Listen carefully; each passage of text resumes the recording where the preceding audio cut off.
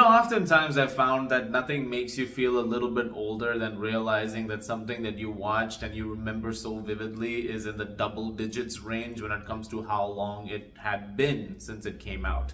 For example, in this case, Inception coming out 15 years ago is something that really does, surprise me when I think about it because I remember seeing it so vividly. It's one of those movies that hasn't left me since I watched it, and I rewatched it many, many, many times since. It's one of my favorite movies of all time now, and it's a movie that I love revisiting because there's always so many new things to discover in it, and there's always some new things to be amazed by because there's so much imagination and so much creativity that's been infused into this movie. And Christopher Nolan taking essentially this idea of, dreams and making them as interactive and as, fascinating as they can be. It made for such an incredible experience. But I remember going into it not really knowing what to expect from it. Of course, I'd seen Batman Begins and The Dark Knight by that point of time, and I'd also watched The Prestige. And so I was excited to see what Nolan would bring to the table, but I actually didn't have any idea about the movie itself. I didn't know what he was doing in it.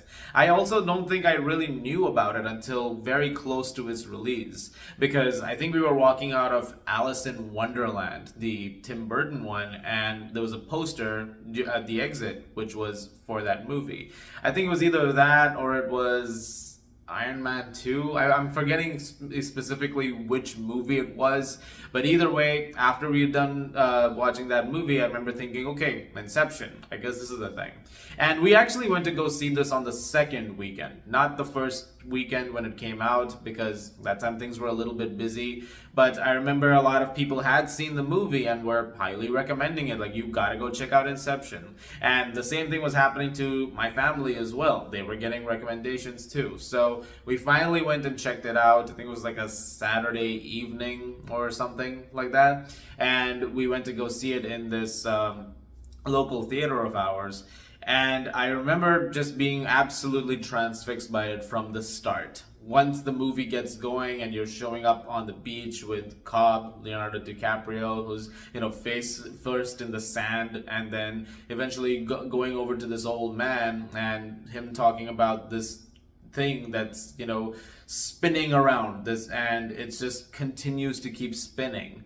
And then eventually leading into the idea that, whatever transpired before this, just these mind heists that Dom is so good at, and, how he's trying to extract information from people like this man Saito, Ken Watanabe, and how it leads into everything else when it comes to Inception. One of the things that actually I like about doing retrospective videos like this, though, is not so much just looking at, what was cool at the time when watching a movie, but also looking at how it's changed over the years. At the time that I watched it, I was constantly talking about the action sequences or the visuals of it, and those are things that I will talk about to this day as well, because it is amazing what they're able to accomplish with those landscapes and the different levels of dreams that we descend down, and how they're able to make those feel like these spaces which can be, interacted with in the most unique ways, is what makes Inception also such a unique experience. Like when you first show up in a really,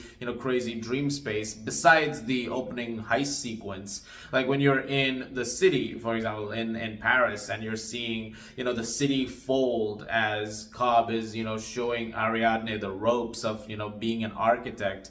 It's remarkably done. That entire sequence set to that, Hans Zimmer score is phenomenal. I also remember at the time that was like the loudest Hans Zimmer score that I'd heard. It was this, big thing that used to be talked about, especially that wham sound effect that used to come along with everything that transpired this movie. And when the latter half of the movie kicks in and you're seeing sequences like that anti-gravity hotel fight sequence, or the chase that's happening happening on the first level with the van, and then that big drop that's happening in slow motion, or the Arctic battle that's taking place in order to get into that facility. It's really, really excellent, and those are things that I admire to this day. It's wonderfully shot, it's incredibly directed stuff, but when I go back and watch it now, I also just see the tragedy of the story. That's something that, of course, when you're watching it the first time, that comes through as well. But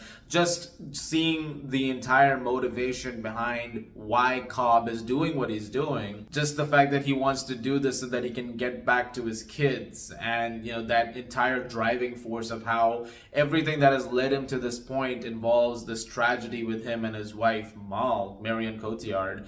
It's this incredibly sad story about the two of them essentially building a world together when they were dreaming together. But then when they finally got out of there, when that idea was planted that the world that they had was not real, just seeing how Mal unravels in the reality of things, and how she can't discern reality from the dream anymore, and the fact that the dream has become her reality.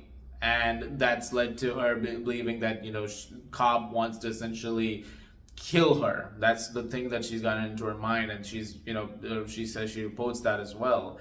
The fact that she actually kills herself, believing that it'll bring her back to the dream, which it does in a very, sinister way in Cobb's mind. This unresolved trauma and this grief that is constantly, hanging over him, his every move. It's really sad stuff, and I think it leads to some really affecting work from DiCaprio and Cotillard as well. Like, they're both excellent in this movie. I mean, really, everybody does a great job, from Elliot Page, Joseph Gordon-Levitt, Tom Hardy, Ken Watanabe, Cillian Murphy. Everybody's really, really good over here, but it is like this, center point of the story, this part of it, that I feel like the emotional beats land as well as they do. It's also something that lends credence to the conversation about Nolan as a very emotional director. Something that I talked about, I think, with Interstellar as well a couple of years ago, was the fact that a lot of people sometimes made the comments that he was a little cold when it came to conveying some things in a story. I never agreed with that, because there are so many movies that I've seen of his where there is a legitimate emotional response to it, and there is something very poignant at the center of it all. And that is very much the case with Inception. This is the entire purpose of everything that's happening. And then you also factor in the story about, entering the mind of Robert Fisher, Murphy's character, who is essentially, trying to figure out what to do next with his father's empire, and trying to plant the idea within him that he should do something else with his life, and, he should split up the empire, basically.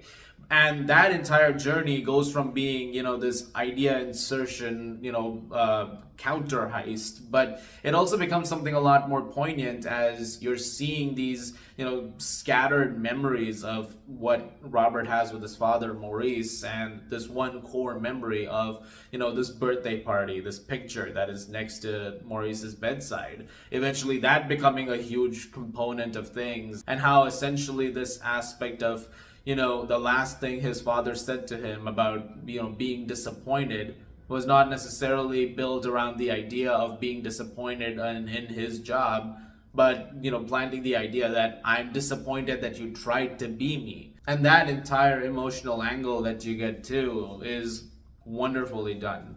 I think the entire, the story of Inception, all of the ideas that it's playing around with over here, and how it resolves a lot of those things, especially when you enter the final act of the movie and you're in limbo, just seeing this world breaking apart, and just the pressure of so much that is just buried down there, becoming a part of Cobb's mind, which is why he can't create anymore. He needs an architect with Ariadne, and having her sort of witness what's happening when it comes to what he and Mal went through, the idea that he planted in her head, and some how it's created everything that's happened. it makes for a tragic story, which is why the ending where things are finally getting resolved, and Mal, who has also brought Robert to limbo, essentially getting him out of there, inadvertently also having a situation where Mal is killed by Ariadne, sort of like she's shot, and as she's dying, Cobb finally letting her go was a profound moment. It was very well done, and the idea that you said we'd grow old together, and it's like, yeah, but we did. Don't you remember? Like we did live it out, led that life in our dreams. So, we had our time together, and it's finally that moment where he lets her go. So that's the thing that kind of hits me as I watch it now. And it's something that I harped on quite a bit right now over the last few minutes. But yeah, that's what it was just crossing my mind as I was rewatching it recently, and I was thinking about the movie. And it's what makes the ending a lot more ambiguous in a bittersweet way as well, because after Cobb shows up at home, after Saito seems to have cleared everything and the job seems to have been accomplished, he sees his kids and he's spinning the totem. And I remember watching this in theaters for the first time and thinking, it's just spinning. We're seeing it spin on the table for a couple of more seconds, and keep going. It keeps going. And I kept thinking, is it going to end here? Are we going to end on the fact that it doesn't stop spinning? So we don't know whether or not it's actually we're out of it or not. And then that's when it cut to black. And for years, everyone's had that question, right? It's like, did it actually stop spinning? Does it keep spinning? We're never going to get an answer to it. And Nolan has been asked that a bunch of times. His answer is essentially, you tell me.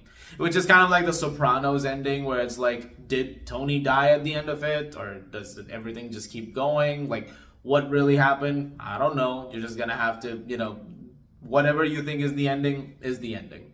So I think that at the end of the day, going back to Inception is a really great experience, but it's also a movie that I've just learned to cherish more and more as time has gone by. It's one of my favorite movies of all time now, as I said, and I was so obsessed with it when it first came out. I would constantly want to talk about it with people. I remember there were these newspaper articles that came out trying to explain the movie as well, even though a lot of things are explained in the movie itself. Like if you're listening to the dialogue, it's all there. All the exposition that's being provided either by Cobb when it comes to what's happening with him, or Arthur as he's explaining how the world of the dreams, how everything works, whether it's the paradox, the infinite staircase, or what limbo is. Like, it's all very much in the framework of the movie. And when you look at other characters like Eames, Tom Hardy, who's like this forger trying to take on the personality of Browning, who is working with Fisher and just trying to extract more information but also implant ideas at the same time.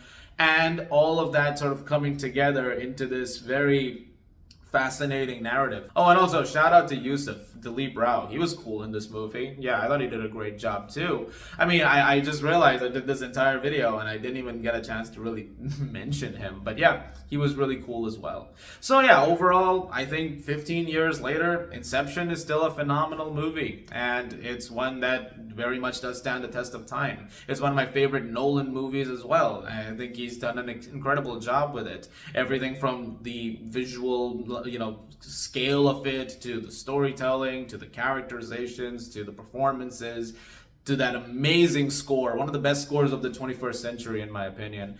Like, there's so many great things over here, and I think it's one that will be talked about for many, many more years to come. So let me know what you guys think of Inception now. Like, what are your thoughts on it? What are your memories surrounding watching it? I'm very curious to hear your thoughts, and I'm looking forward to having a discussion with you. Guys, thank you very much as always for watching. Look forward to more videos very, very soon. As always, if you like this, please do subscribe, and I'll see you guys at the movies.